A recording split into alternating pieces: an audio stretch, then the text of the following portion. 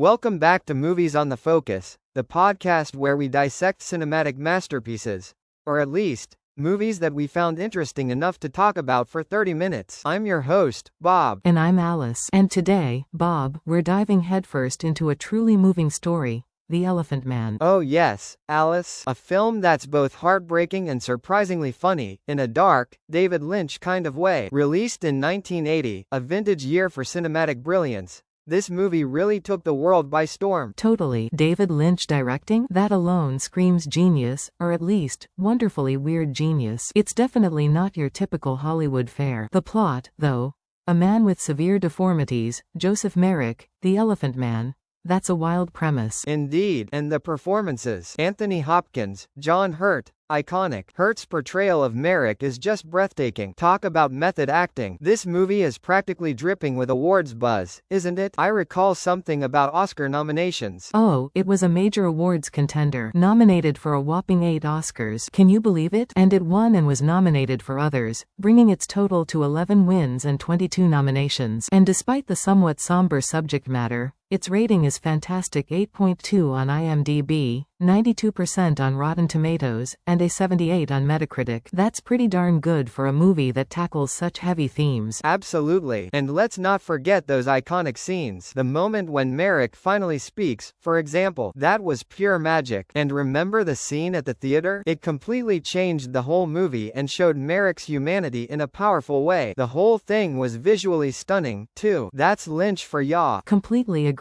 The movie manages to be both deeply moving and profoundly thought-provoking. It's one of those films that stays with you long after the credits roll. I mean, who could forget those haunting images? Plus that 124-minute runtime is just perfect, not too long, not too short, just enough to completely suck you into Merrick's world. We definitely recommend this movie to anyone interested in compelling storytelling, strong performances, and a director who isn't afraid to push boundaries. That's a wrap for The Elephant Man. Join us next time on Movies on the Focus for another cinematic adventure. Bye everyone.